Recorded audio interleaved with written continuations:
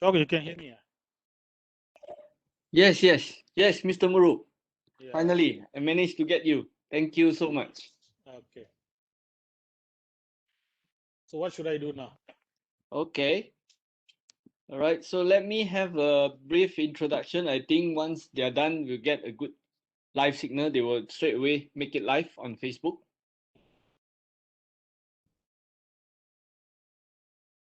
Okay. Right. So, Mr. Muru, I will start with an introductory. Yeah, I'll start with the introductory of yourself, and then we can proceed with the presentation. So, a very good afternoon to all the attendees and also the panelists for today, Mr. Murugapan Romaniam, right, from MCMC, right, which will basically bring us the topic of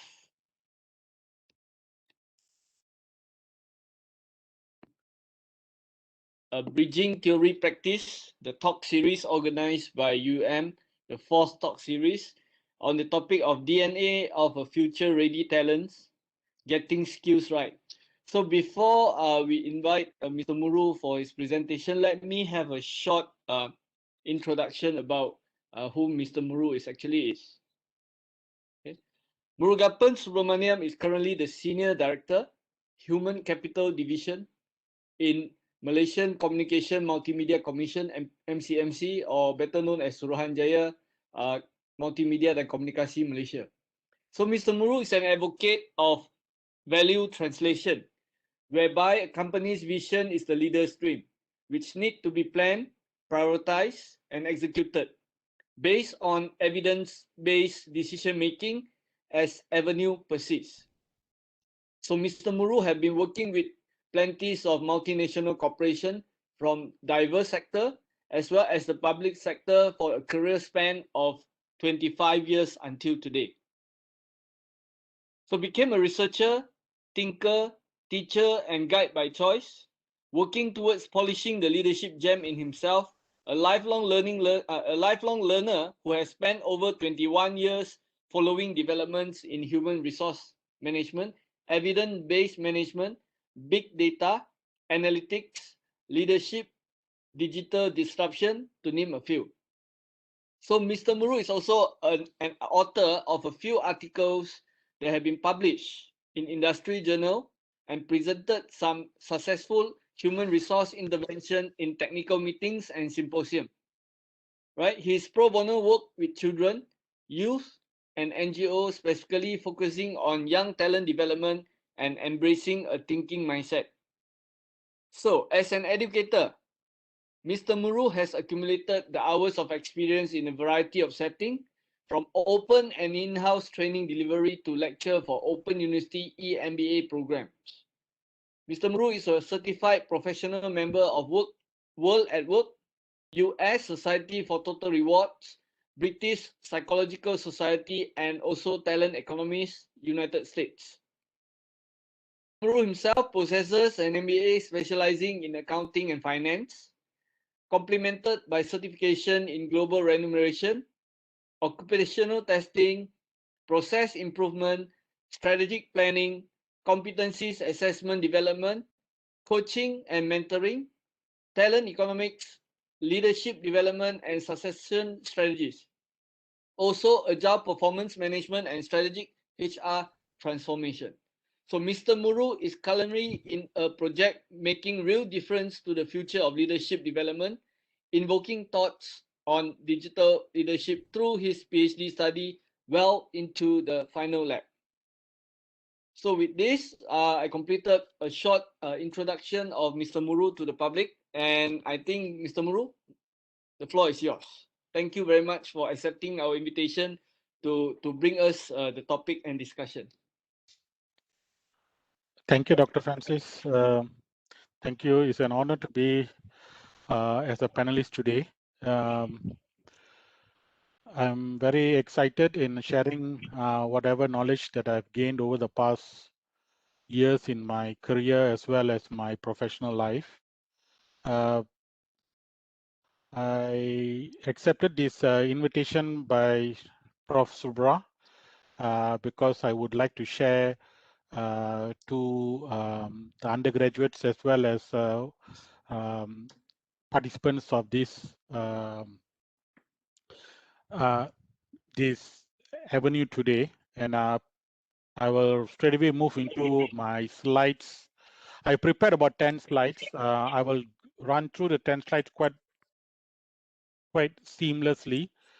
Probably we can have maybe Q&A session if that's permissible. I am willing to respond or answer to queries of practicality rather than having a theory-based approach. Then we'll see how it goes. Maybe I too can learn one or two things from the queries that have been asked, so that we can move forward in a more agile manner. So maybe to the next slide. Okay, my first thing, this is the topic that's been put to me by UUM, so I'm taking this through in that context. I'm just putting through the perspective that we are in. Then we'll go into the DNA required for talents. Today we are into the modern technologies are enabling fourth industrial revolution. I think this is a buzzword today. Fourth industrial revolution is a buzzword. So everybody seems to be talking in that same perspective. But what actually does that mean? We long time ago, very, very long time ago, we came from the agriculture based. We came into mechanization. We moved into electrification. We moved into automation. Today we are looking into digitalization. So digital transformation is a buzzword, and what does that actually mean is everything is connected, everything is intelligent. So apps play an important aspect of today's connectivity as well as intelligization. So digitalization is not only about digitization, because digitization is only about technology. Today, we are not only talking about technology, we are also talking about culture. We are also talking about capabilities. We are also talking about structure. And we are also talking about perspective, how we are going to move into the next phase, what that could be. So digitalization is that word rather than digitization.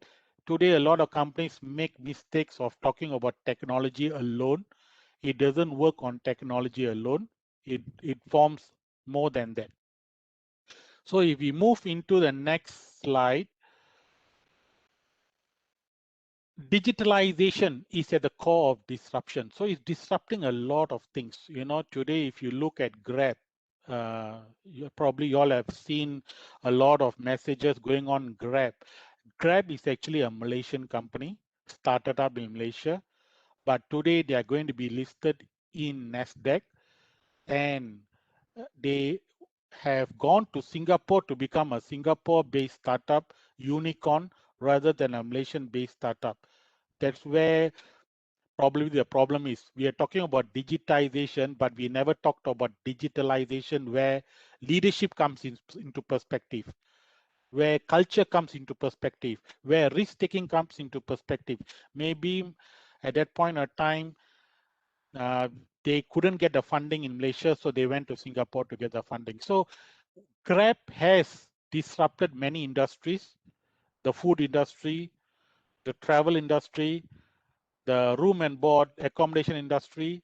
So in that area, if you look at the study done by Harvard Business Review, top industries that being disrupted, if you look at that perspective, is media, telecom, consumer financial services, where we have the fintech coming in, retail services, technology, insurance, if we can go on that. But today we can very well say that no industry which is not disrupted. So if it's disrupted, it also impacts jobs, it also impacts talents, it also impacts skills. So in that sense, if you look at other disruption which affects business models, because when we look at organization, we look at jobs, we look at talents, we definitely look at the operating model of an organization.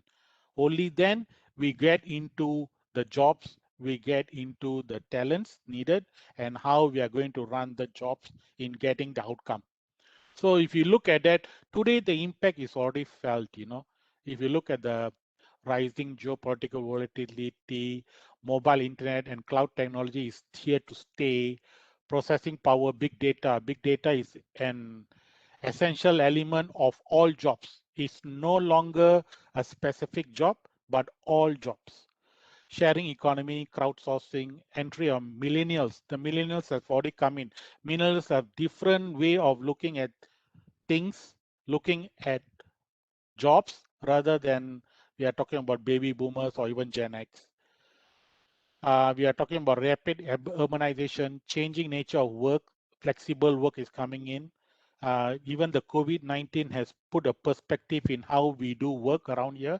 Today, we are talking about flexible work, even if COVID were to leave us for good. Climate change and natural resources. Soon, we will also be looking at new energy supplies, IoT, advanced manufacturing, 3D printing, longevity of aging societies, because Malaysian society is getting into an aging society already. Japan is already an aged society. New consumer ethics, privacy issues are taking place because data-centric organizations are coming into perspective. Women economic power. Today, organizations are looking into how we are going to be inclusive in terms of having both sexes in equilibrium, and also the introduction of gig economy. We have a lot of workers who do not want to do 8 to 5 job anymore. They are more interested in having flexibility into their work schemes. At the same time, not earn lower, but similar earnings or even more. Beyond, we will have the robotics coming in, which will disrupt work scopes, will disrupt jobs. We have the artificial intelligence coming in, and we also have the advanced materials biotechnologies in place. So what appears to be happening is we had this business productivity. All the while we are talking about rate of change and the time. And the business productivity will measure by process improvements. But today, technology change is actually radically changing productivity to greater heights, and we can't be able to cope up if we don't change. The change has to take part in the context of workforce as well as the jobs. Jobs are also changing. If you look at it, a very important aspects, we having jobs disrupted. Many people are losing jobs, but that's not the case where jobs lost doesn't mean new jobs are not created. A lot of new jobs are being created, which I think graduates or undergraduates or postgraduates of universities need to understand and need to embrace, rather than staying in the same mindset of our forefathers or even the last 1, 2, 3 years. Next, please. So, which affects the labor market and the skill sets. That's what the DNA is all about. If you look at the left-hand side, we are talking about job displaced and job created. If you look at it very carefully, people claim that because of technology advancement, digitalization, and all the digitization, jobs are being displaced and people are losing jobs. We will disagree from a HR perspective. Why? Because as much as jobs are displaced, new jobs are created. Because I would like to highlight here the changing nature of jobs is very important. From a business architecture, we are getting into an agile method, and organizations are constantly trying different approaches to move the organization forward closer to their customers. Customer intimacy is very important. So today is all about customer intimacy, and with digitalization, rapid automation, we observe that the shift is rising and the design level thinking across all jobs is increasing. I'll give you an example. In the retail business, future jobs of retail business, the curators in a retail, there's a new job called curators in a business, in a retail business. Previously, we saw curators in museums. But today we are looking at jobs which is created in the US, which is known as curators in retail. What does curators in retail do? They actually, personal shoppers were restricted to high value customers. So high value customers get personal shoppers, are being personal shoppers. But today technology and analytics gives retail the opportunity for insight into customers. If you go into Lazada and someone scrolls into Lazada and someone looks into products in Lazada, big data in the Lazada frame is actually typifying you. What kind of customer are you? What kind of products you look for? And they also match you with hits of other related products that might interest you. So you get personalized uh, attention rather than being a value add customer. You're already a normal customer getting value add services. So who are doing the back end work for this is actually curators in retail. They call themselves as curators in retail. We haven't heard this terminology in Malaysia yet, but it's already um, uh, going on in the US and the Western world. We also have some jobs called philosophers in banking. Okay, what does philosophers in banking do? Banks are also hiring historians, his, history graduates. Those days we will not get history graduates unless you somehow take a lower paying job in the bank to get into a teller's job or something, because history graduates don't get into banks. Today, history graduates are being employed by banks. Anthropologists, design psychologists are also being employed by bank, because those, they study science behind cultures, because they want to know the culture of the personal bankers. They want to know the culture of clients in order to be able to orchestrate a diverse specialized products for individuals. Then we also have something called rise of chief listening officers, because today's customers are the aspects of having a business. So we need to have chief listening officers in order to listen what customers want. So all these jobs are being created, which cannot be undertaken by machines. If you are talking, if people are jobs are being displaced because of machines, machines can do process-oriented jobs. That means day-to-day, same, similar job, process-oriented job. But new jobs are being created in the perspective of philosophical anthropology aspects of addressing customers. So if you look at it very carefully, on the right-hand side, we have the build, buy, borrow planning to increase in the next 12 months. Today, people are just building talents in their workplaces. But by 2025, it's being highlighted that borrow is going to make inroads. That means, as I told you just now, the gig economy, people are not too keen of working 8 to 5. They are more keen to work maybe 2 hours here, maybe do Grab, maybe do something else at different times, to give them the flexibility and also to give them learnability and learning agility. So in that sense, we will have a lot of borrow perspective happening in organizations, which I do not know very much whether cultural aspects in the Asian region will take place, because in the Western region it's already taking place. But in the Asian region, we are not too sure. We are still learning. As I told you, digitalization is all about, not only about digitize, but it's also about culture, it's also about structure, it's also about leadership, it's also about capabilities. The, the third aspect of this slide is we are looking at, this is a data, a Gartner data, which says that every year, rising demand for more skills for a job description is increasing by 10% per year. That means yesterday's job description doesn't satisfy today, because 10% of skill sets are increasing.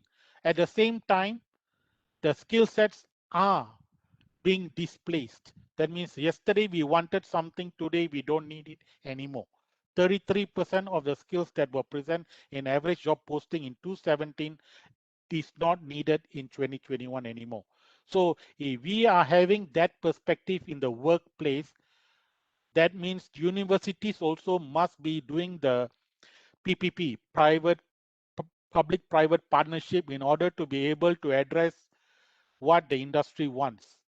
If we are going to be teaching the same skills, which might not be needed in today's job scenarios, it's going to be a difficulty.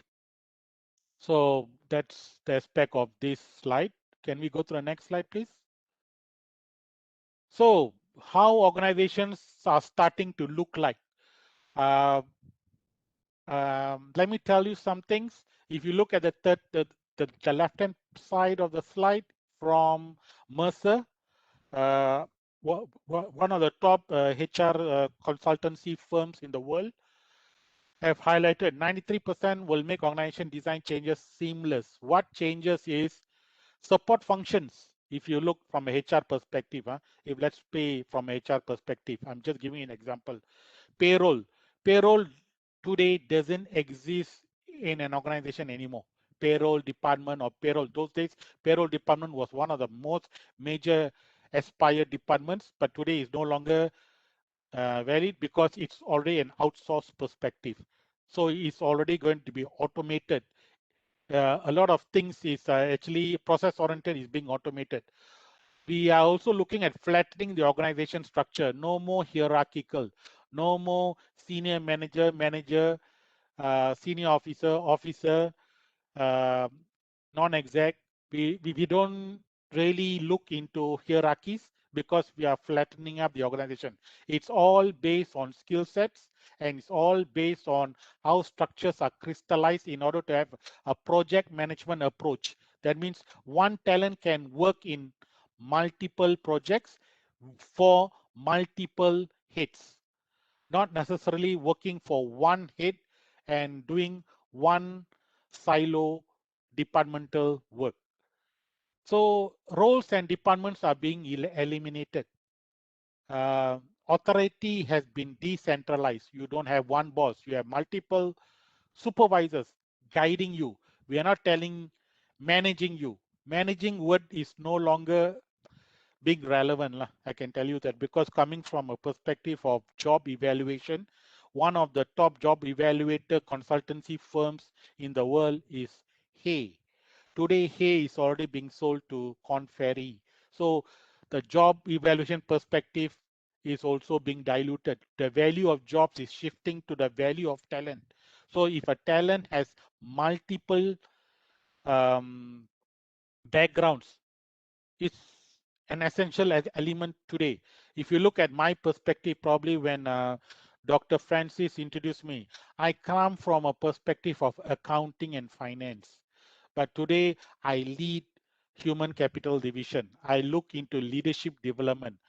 That means everybody, or even myself, we have to learn, unlearn, and relearn to adapt.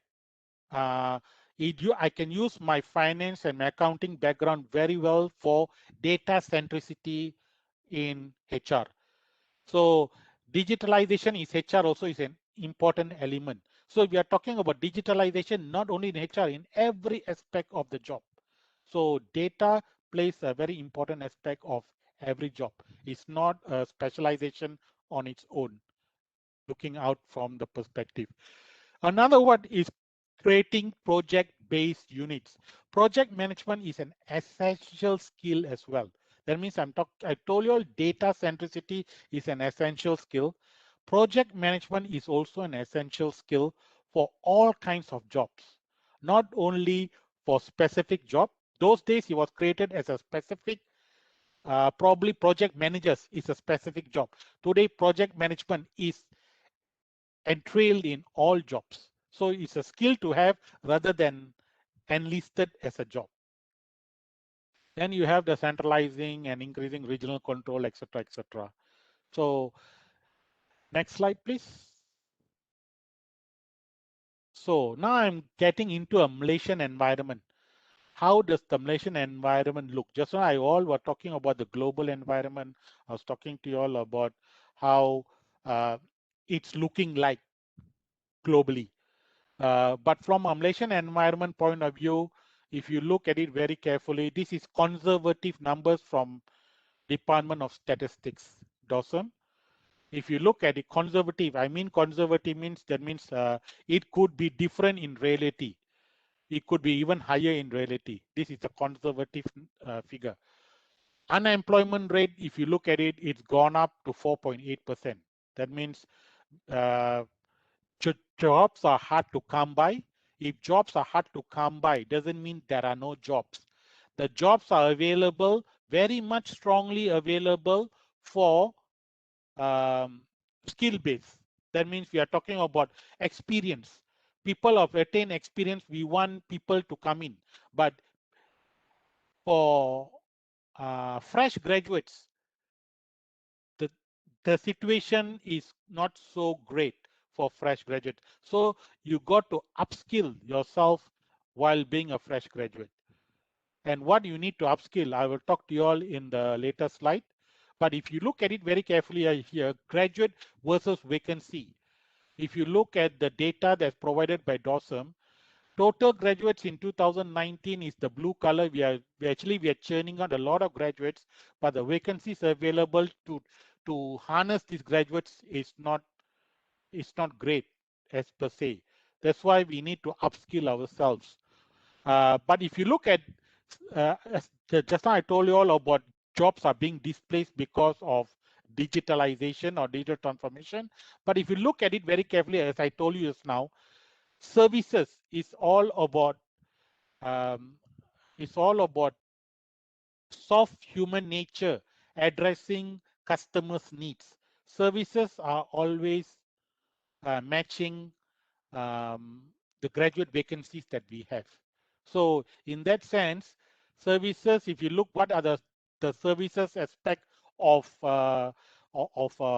industries, you can look on the right hand side, which entails about wholesale, accommodation, F&B, transportation, information communication sector, administrative sector. Services sectors are playing a very important aspect because it's all about uh, indicating customer perspective, having an organizational shift to focus from inside to outside.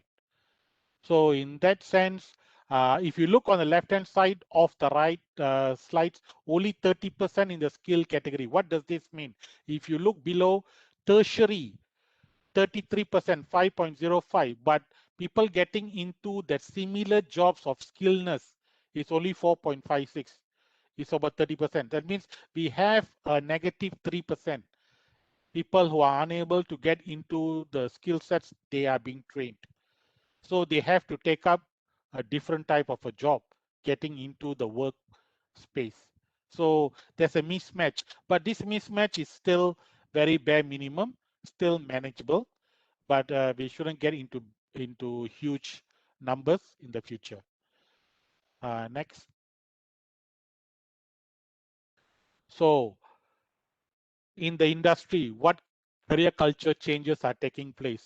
When we get into the career perspective, everyone looks into promotion. That's how my net value goes up.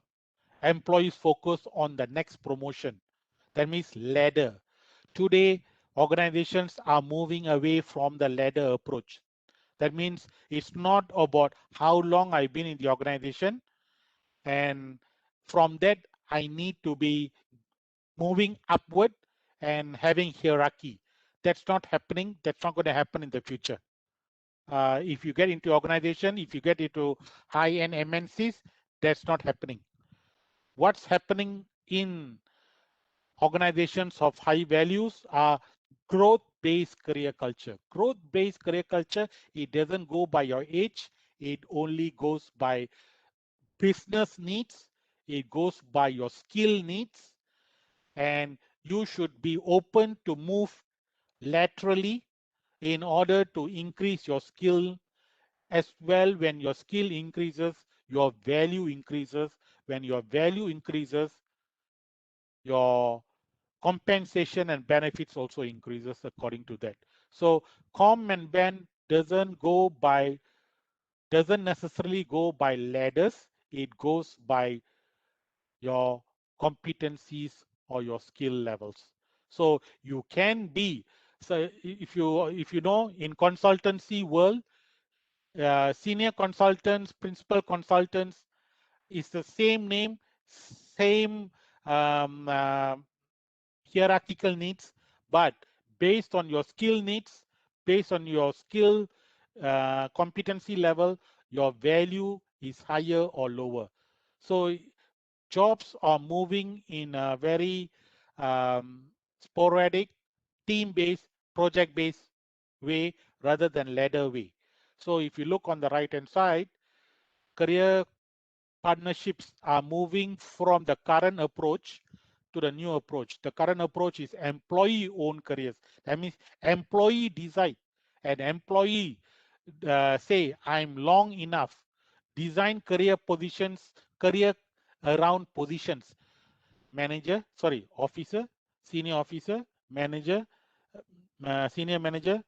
That doesn't happen. That's not going to happen in the future. It's not about the names. It's about the skill, about the competency of the person in able to do a specific business need.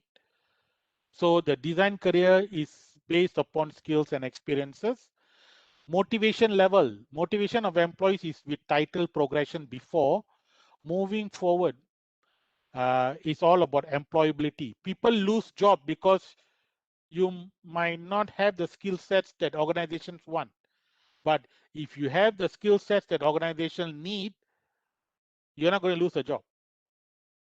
You will be needed very much in a longer run or longer perspective.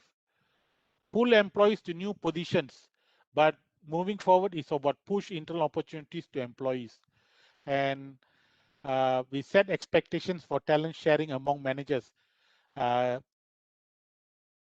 Today is about one manager handling a few employees, and they do not want the employees to go, but moving forward, managers don't own employees.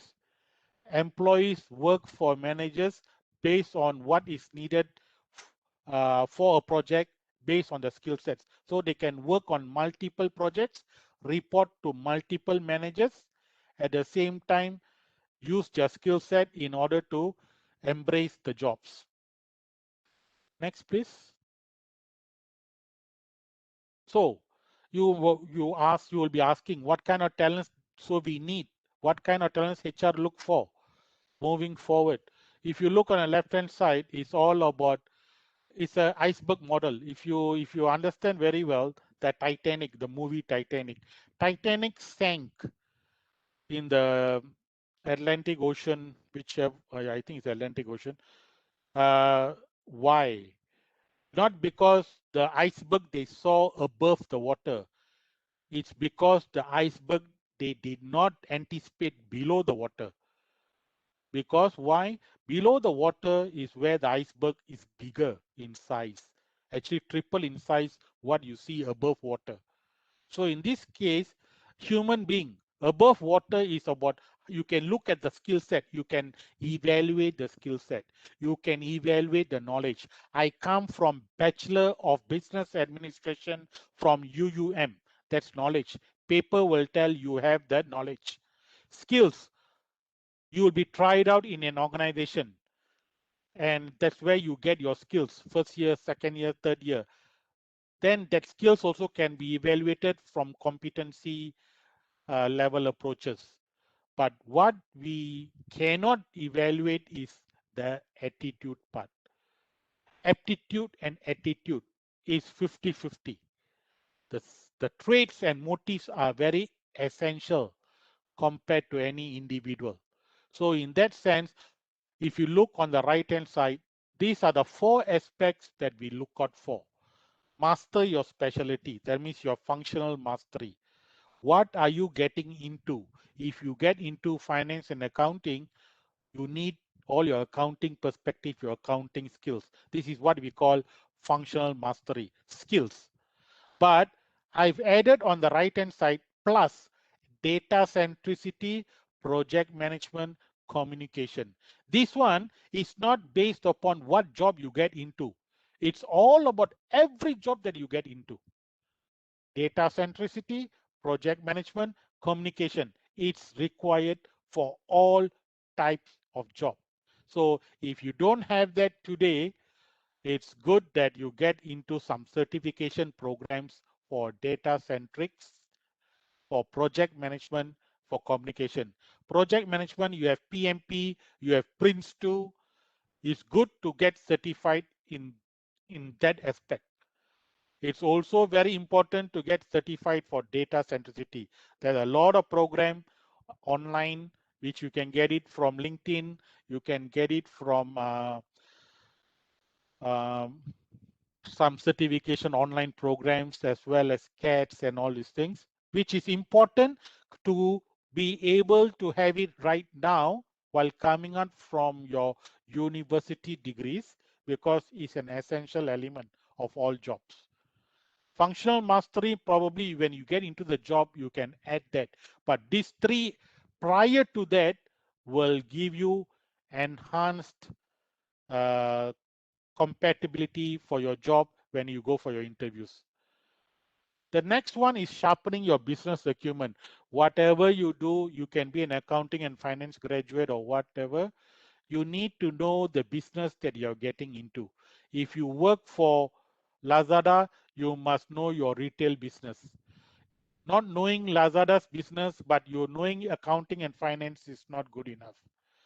You must know what business your company is in, and you must know the business, how your function supports that functionality of the business. That's very important. Probably knowing your business now as an undergraduate, not getting into the business yet, might not be uh, conducive, but it can be done. If you look at Grab, the two people who started up Grab, they were actually classmates in Harvard. They knew what they wanted to get into. They knew what is their business sense while being in Harvard. They set it up while being in Harvard. Their thought process was in Harvard. So they were knowing what business to get into. They knew what functional mastery they needed for it. So this is all something special. We're not expecting everybody to be able to do that. But as an undergraduate, getting into your functional mastery and knowing your business is important. But prior to that, getting yourself committed to having data centricity, project management, and communication is an essential element of all graduates that we can get. Today, when we interview people, we have problem in communication. I got to be very frank with you all. We have problem in communication. Some people are unable to communicate. They know what to do, but they do not know how to communicate. That is a very essential element. The next two parts below is actually embodying critical behaviors, managing today. Critical behaviors is what I'm talking about, traits and motives. BCM is all actually about behavioral competency model. Each organization will have their own behavioral competency model. Why they have their own? Because that's their success factors. How their leaders succeeded in getting the organization up. So they will have their own BCM, and that's how your behaviors must match that. Some organizations look at even culture, even look at values. Some organizations would like to uh, disseminate integrity as a value. Some organizations would like to integrate competence as a value. So that also plays an important aspect of having that. And the other part is leading for tomorrow. Today, leading tomorrow is about digital leadership traits. You need to cultivate the leader in you. You need to have the traits of a digital leader.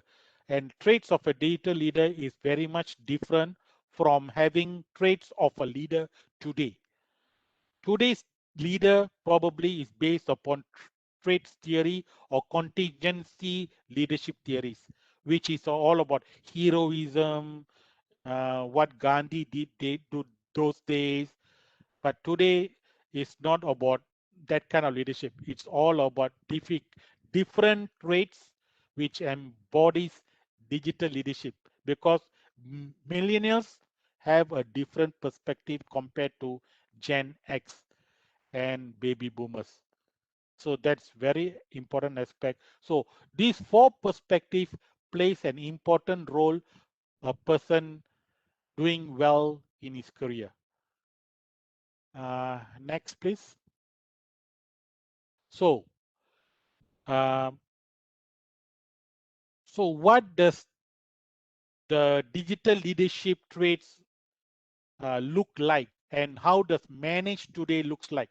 If you look at the ground here, I've stated there Albert Einstein. So I think everybody knows who Albert Einstein is. He's a theoretical physicist. His best caption which he said is that I have no special talents, which I think I will disagree, but he has said that I have no special talents, but I'm only passionate curiously. He is curious about everything. So today, behavioral competencies of an individual is very important is learnability, agility, curiosity. Just now I told you all an individual needs skills, but they also need behavior, aptitude and attitude. Attitude today very famously written by all organizations which they need is learnability, agility, curiosity. If someone doesn't want to learn after graduating, you're going to have trouble, because in our area of work, in our organization, everyday things are changing. You got to learn new things. Learn, unlearn, relearn. I think you have heard about this clause somewhere. So it's about seeking continuous self-improvement. Agility, you need to be flexible to adapt to changing situations. If you are not, you're going to have trouble. I'm telling you all this because there are a lot of cases we have come across, people who do not want to learn, who do not want to be a job, because I've already got a job. I'm happy where I am. I'm happy with what I have. That's not the way of looking at things. Next is curiosity. You need to be curious. Even Albert Einstein is curious. Curious is being curious and open to change and novelty. That means it's not about I know it all. Having 5 years experience in the job is not about I know it all. Even today, my presentation today, I would like to hear from you, because it's not about I know it all. I know what I've learned over the last 25 years, but there is also a lot of things to be learned from others. So curiosity is very important. If you look at the countries that have gone through, we all talk about China being in the forefront of a lot of things. And China measures the highest in all this. If you look, I went to China about 10 years ago, and then I went to China about 3 years ago. I was amazed with the amount of development that's taken place within 2 years time frame. They can build a city within a year. We are really amazed, because when we went to Shanghai and all, we were really amazed with how changes took place so fast. So it's all about learnability, agility, and curiosity as one of the attitude part of it. Then you're having the digital leadership model. This is something that we are developing on. Is my PhD study as well. We are doing something. I'm doing something for the Asian region. There are a lot of models for the Western region, but we we don't have much of a model for the Asian or even Malaysian region. So my PhD in the final stages, and I've done a few research articles in the papers in the Star recently, as well as Free Malaysia Today, as well as something coming up in Digital News Asia soon. It's about the data leadership model. Here, I would like to highlight today you need the agile mindset, but moving forward, you need the leading change mindset. You also have to have the driving business mindset. One of the aspects I would like to highlight here is we came across from a lot of respondents issue is failure culture. I'm not telling that everybody must be a failure. Failure culture means is you mustn't be afraid of failure culture. You mustn't be afraid of failure. That means organizations also have budget for failure. If you fail the first time, only then you can learn from the failure to succeed the next turnaround. But it's a calculated failure culture. What does calculated failure culture means is that there's a time bound of failure. It's not about you can fail forever. The turnaround events, the failure budget that organizations have, which we've been highlighted upon, is about 3 months. So in that sense, that people must turn around from that fast. The fast turnaround is important for the success of any organization. If we penalize failure, then we are not learning. We will never learn. We will never improve. That's what we are trying to say. Because the old leadership stance will that, oh, you mustn't have failure subordinates. No. In this today's world, failure is about learning, but calculated failure with time-bound learning is important to succeed. Next, please. So I've done a part of what streamline big stuff into a fast and furious way of looking at things, but I'm very much open to Q&A to elaborate further things that might be of interest to you. So in that sense, I thank for inviting me for this presentation, and I'm open to take up any questions that you might have. Over to Dr. Francis.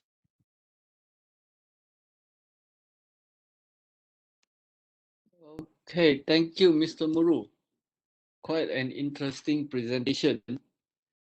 All right, so I open to the floor if there is any questions that I can direct it to Mr. Muru. Any question?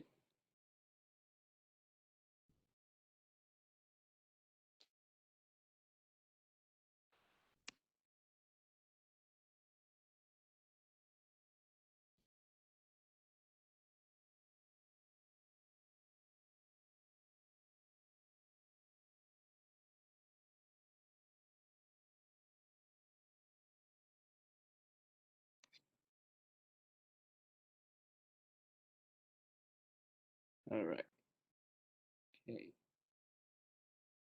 So it seems that maybe they are still thinking of a question now. If I may, Mr. Ru, I ask one question. All right. So based on what you have presented, is that you foresee that in the near future, most of our role will be digitalized, and you are presenting the idea that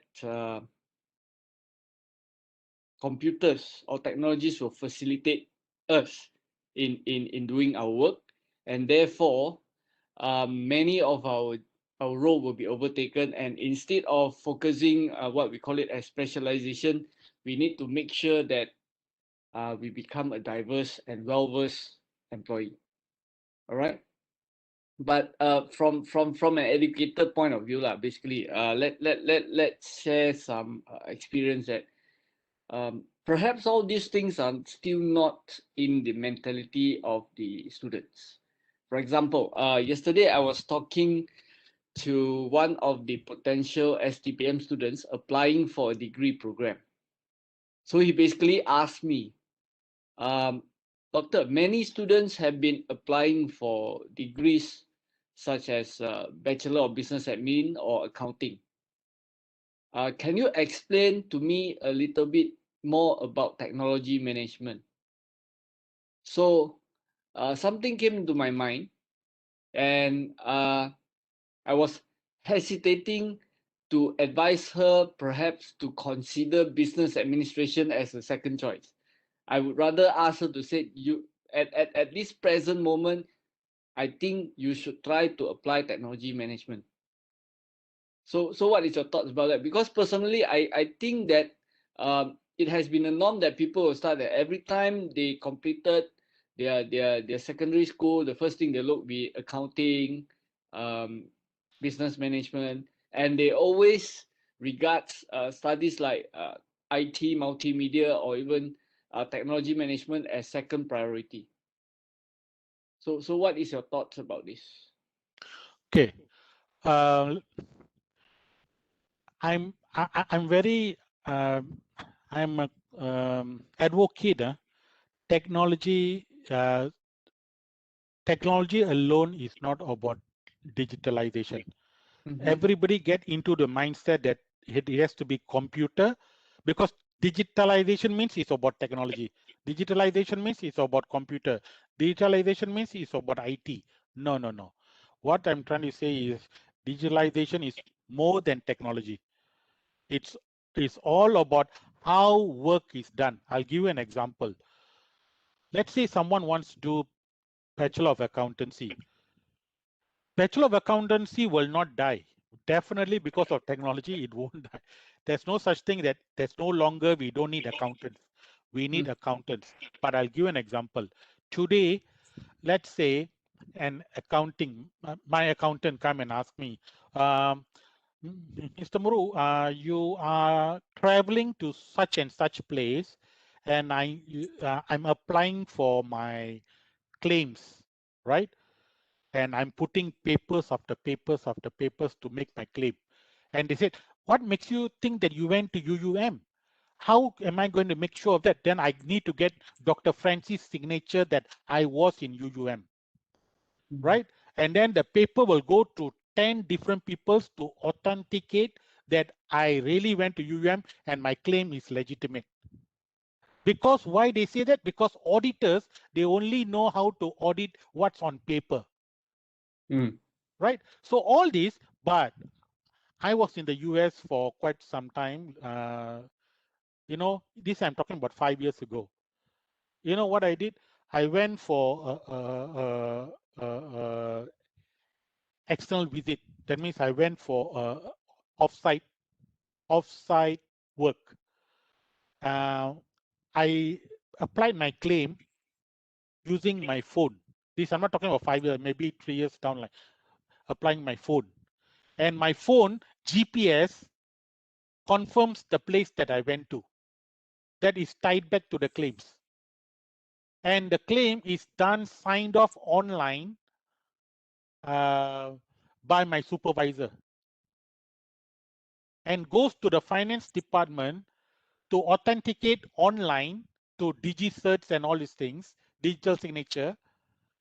And it got paid into my bank account, and my bank account notified me the money has come in so much, equivalent to how much that I've claimed, to how many percent that I've claimed. All this has happened, and then how to audit this? There is a technology way of auditing. Auditors have that perspective to audit. So I didn't see one piece of paper going through. I didn't even need to get a signature telling that I was in an offsite. But accounting perspective have to take place. That means accounting debit credits must take place. So accountants must learn debit credits. But how the perspective of doing that job has translated into a very much ease rather than difficulty for the user experience. You know, in IT they call it user experience. The user experience here has streamlined so much. I've become an advocate of that. I come from the Gen X perspective. I'm already an advocate. You just imagine millennials. Millennials, they are no longer, they were born with that. With that. So they are not going to go back. So either we move forward with them, or they are going to get very disillusioned and things are going to get very disillusioned. But the way forward is there. So for all this, what do you need? You need accounting and finance content that is your functional capability, but at the same time, you also need technological skills in order to get your job done. And data centricity is one of them. Project management is one of them. Apart from that, you have a whole lot of other things. Digital signature, blah, blah, blah. It depends on how you are looking at things. Today I'm approving things over the phone. Today people can do a lot of things over the phone. So if we were to tell that, we want to stay, the functional area still stays. I got to tell you this. A doctor cannot unlearn to become a bachelor of medicine has to be there because you need to know how to hold a knife. But someone can do an operation with technology, the doctor being in the US and the patient being in Malaysia. That's a possibility. So what I'm trying to say here is technology correlates with the functional area rather than, I don't need to do functional area, I must get into Bachelor of Technology. So we as an educator, we should look it into a more holistic perspective when we design the curriculum. That means to say you need to have the accounting mentality as well as the technologist mentality so that you can blend both together as a Correct. system. Yes. Okay. All right. I have a question, Mr. Muru, coming from Aiman. He says that as a HR head, what the experience that HR department currently face within an organization during this pandemic? What is the most crucial, maybe good or bad experiences? Working from home Working from home. is a good thing, but a bad experience because we got to manage credibility. We got to manage, human being human. There's a lot of situations whereby abuse also takes place. I'm not telling abuse, certain percentage creates that abuse, but we generalize it, right? Okay. So when working from home becomes a perspective, if you people say, oh, let's say working from home it doesn't mean is annual leave. Working from home doesn't mean that you are not contactable. Working from home is not about I'm not able to deliver. And then that at working from home, that's when now digitalization takes place, because digitalization is all about connectivity and able to do anything, anywhere, everywhere. You can work from Starbucks as long as you can deliver your outcome. But if we were to tell working from home is same as from working from Starbucks. But if we hear Starbucks, HR community gets, Starbucks, what are you doing there? Yeah. I can be drinking a cup of coffee and even working. What's wrong in that? Yes. Right? So the perception, the Asian culture, as I told you, digitalization is about culture. Also, it's not only about technology. I can work from Starbucks and still deliver. Why not?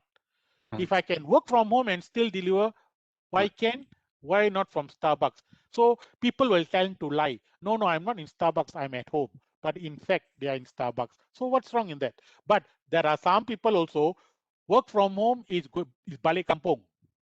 Okay. So when the balik kampung takes place, they go into a kampung perspective, connectivity becomes a problem. So then they said, oh, I'm not able to connect to get to work. But we gave you all the devices and all the things to be connected to work from home. It's not about going back home to have cuti Malaysia. So that perspective, cons perspective. And then we also have the mental health. Can you imagine people working from home is cooped up in a room? No, cooped up in an office. You go down, you have your Starbucks come up, go to a toilet, come up, then you talk to your friends, you talk to your colleagues, blah, blah, blah. that mental stressness is not there. Even work is stressful, but at home is very, very stressful, as we have said, because we have done a lot of assessment of mental health, and it has created a lot of fun. And then there's also a bad part of organizations. What has happened is it becomes like 24/7.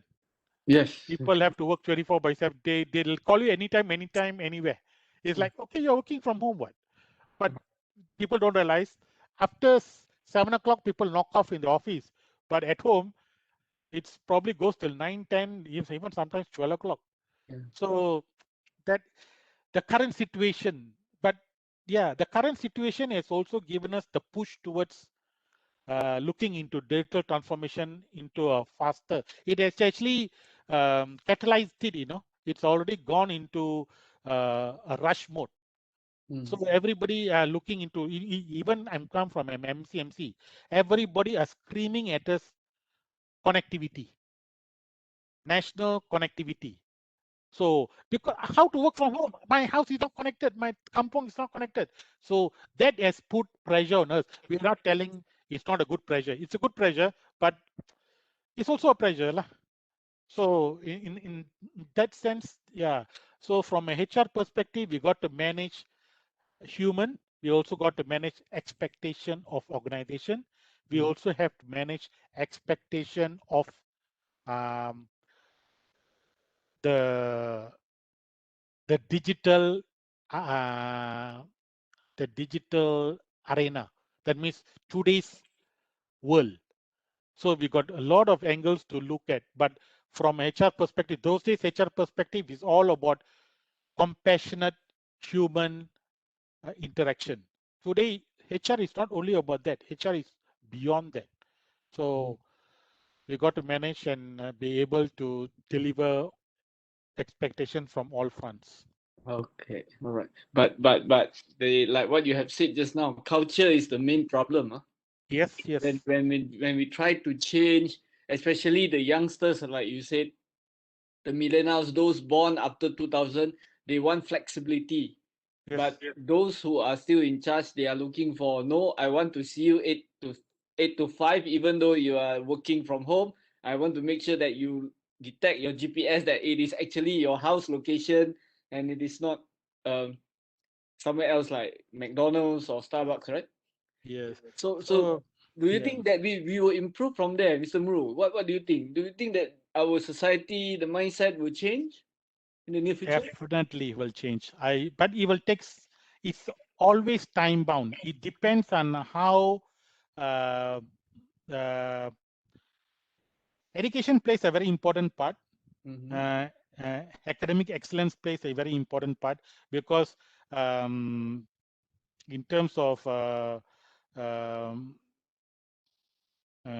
education perspective, people have different thought process. And when multi-generation workforce changes into singular workforce, things will change even further. Today, adaptability is important because now we have bosses being baby boomers. Yes. So that is being phased out. So Gen X taking over. Gen X have not similarity, they have something better similarity with a Gen Y. And then the millennials are in. Soon you will have Gen Y as a driver. So things will change, will come about. People are looking at outcome based.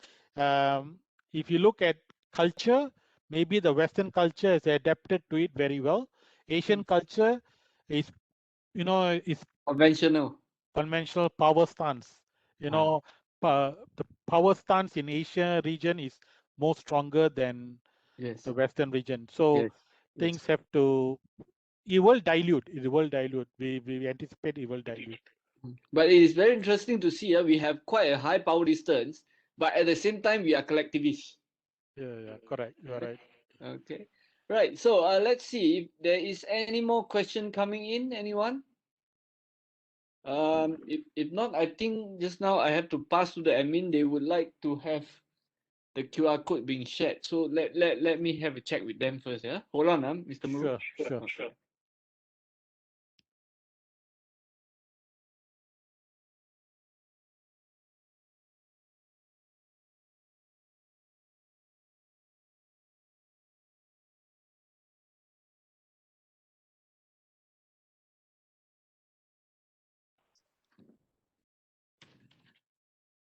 Okay, so I think Mr. Muru, I thank you a lot for your time. Right. I think that's all. But yeah, I have one more question. One last one. Huh? Sure. Okay. Um.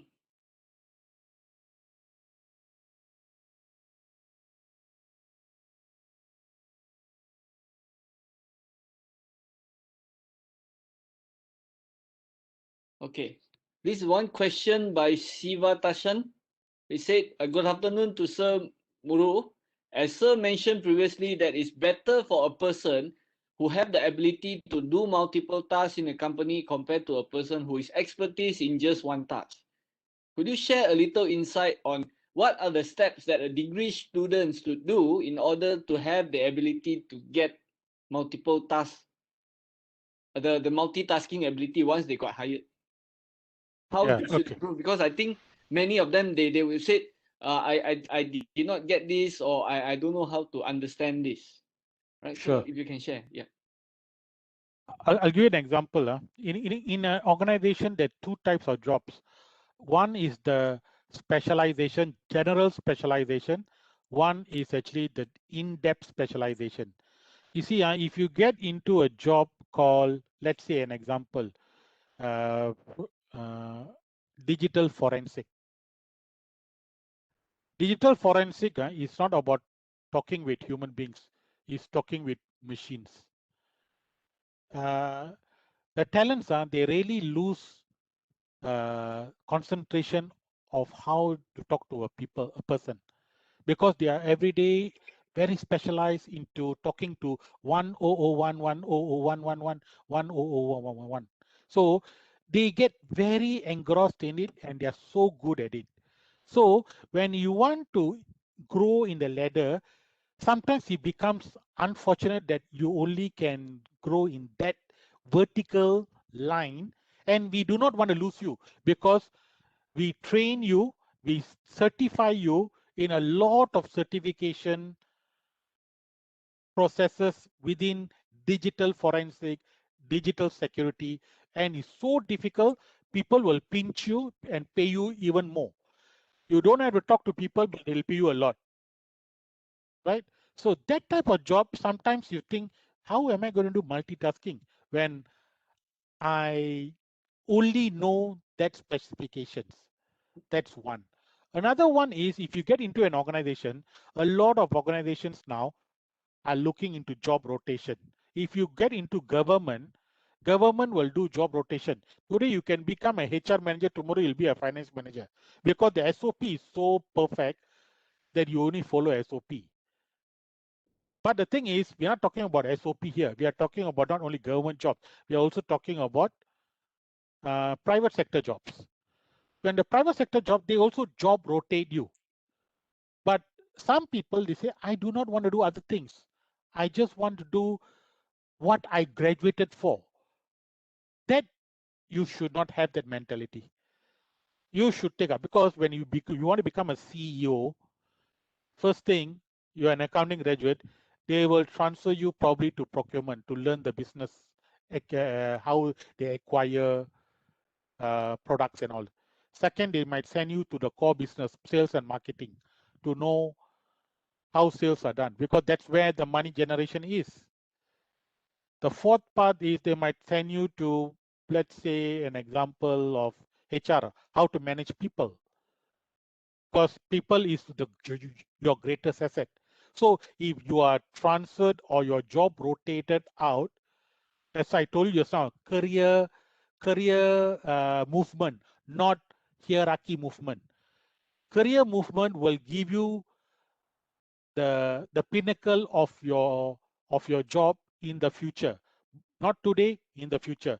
If you look at CEOs of the organization, they don't come from one perspective, they come from multiple job rotated perspective. But there's also job specialization, functional specialization. Why? Some jobs we cannot rotate you. Okay. Yeah. An example I gave you is digital security or digital forensic, because your skill is so valuable to us. we rotate you to a different place. If I were to put a digital forensic person in HR, valuable or not, I'm losing value in that person, because that person's value is actually finding the issues in digital security. So sometimes some jobs, it becomes specialization, in-depth specialization. Some jobs can be vertically job rotated. So job rotation is an important aspect. Culturally, you must adapt to it.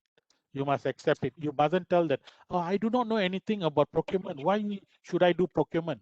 You are learning new things and you will become good in it. After 3 years, you'll become knowledgeable in it. So why say no? So your message is that everyone will have to take a risk to try to change and diverse even after they have got their degree.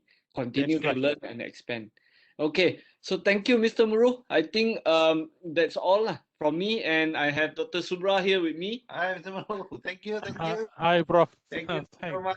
All Thanks. right. So on behalf of University Utara Malaysia and the postgraduate unit, I would like to thank you, Mr. Muru, for the Sure. 1 hour interesting session that you have with us. Thank you Sure. very much. Thanks.